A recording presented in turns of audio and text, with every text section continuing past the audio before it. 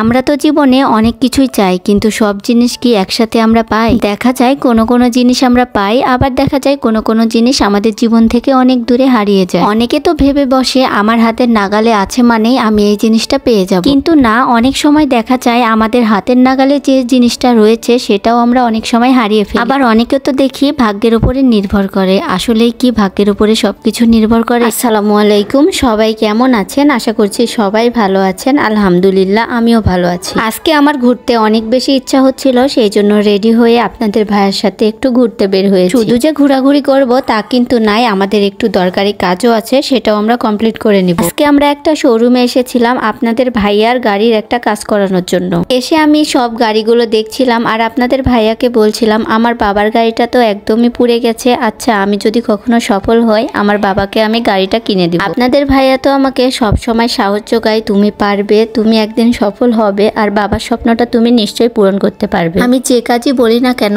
আপনাদের ভাইয়া সব সময় আমার সেই কাজকে সম্মান করে আর সাপোর্ট করে। এই বিষয়টা আমার কাছে বেশ ভালো লাগে। আমার ভালোবাসার মানুষ যদি আমাকে সব সময় সাপোর্ট করে, কার না ভালো লাগবে বলেন। আর এইদিকে দেখুন, এখন আমি যে গাড়িটা দেখছি এটা হলো আপনাদের ভাইয়ার পছন্দের গাড়ি। গাড়ি দেখতে দেখতে আর কাজগুলো কমপ্লিট করতে করতে আমাদের বেশ খানিকটা সময় লেগে যায় আর আমার তো অনেক বেশি ক্ষুধা পেয়ে যায়। সেই জন্য একটা হোটেলে চলে এসেছি খাবার খাওয়ার জন্য। আমি তো এখানে বসে বসে হাওয়া খাচ্ছিলাম আর আপনাদের ভাইয়া এখানে অর্ডার দিতে এসেছে। এখানে গরুর মাংস অর্ডার করেছিল, কিন্তু গরুর মাংসটা একটু গরম কম ছিল, তাই আপনাদের ভাইয়া বলে আবারও গরম করে নিচ্ছিল। আচ্ছা আপনারা একটা কথা বলুন তো, হোটেলে যেসব মাংস রান্না করা হয় সেগুলো এত মজা হয় কি করে? আর এই যে হোটেলের মালিককে দেখছেন, উনি নিচে এসে আমাদের তরকারিটা তুলে দিচ্ছে। খাবারের জন্য অপেক্ষা করতে করতে আমি তো ওইদিকে রান্না বান্নার কাজটা দেখছিলাম, কিন্তু আমার সামনে চলে এসেছে আমার খাবারগুলো। দেখতে তো বেশ লোভনীয় লাগছে, কিন্তু এটা খেতে কেমন লাগবে এবার টেস্ট করা যাক। খেতে কেমন লাগবে জানি না, সেই জন্য প্রথমেই আমি 2 পিস মাংস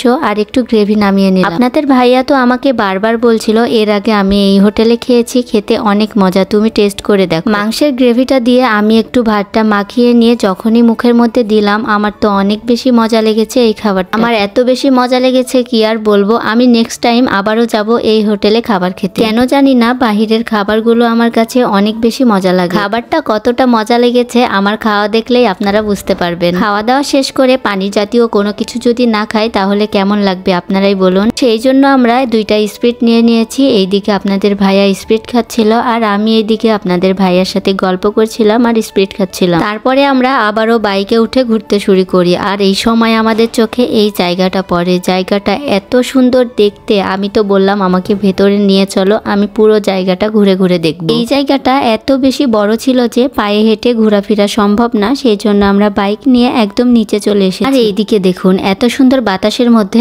আমি পাহাড়ে উঠে গেছি। আমি এইদিকে আপনাদের ভাইয়াকে বলছিলাম উপরে আসো, দেখো কত সুন্দর বাতাস হচ্ছে। আসলেই আল্লাহ তাআলার সৃষ্টি অনেক সুন্দর। আমি উপরে উঠে যখন চারিপাশটা দেখছিলাম মনে হচ্ছে আকাশটা আমাকে চারিদিক থেকে ঘিরে রেখেছে। আপনাদের কাছে এই জায়গাটা কেমন লাগছে আমাকে নিশ্চয়ই কমেন্ট বক্সে জানিয়ে যাবেন। আজকের ভিডিওটা এই পর্যন্তই, দেখা হবে নেক্সট কোনো ভিডিওতে। ততক্ষণ সবাই ভালো থাকবেন, সুস্থ থাকবেন, আমার জন্য দোয়া করবেন। আল্লাহ হাফেজ।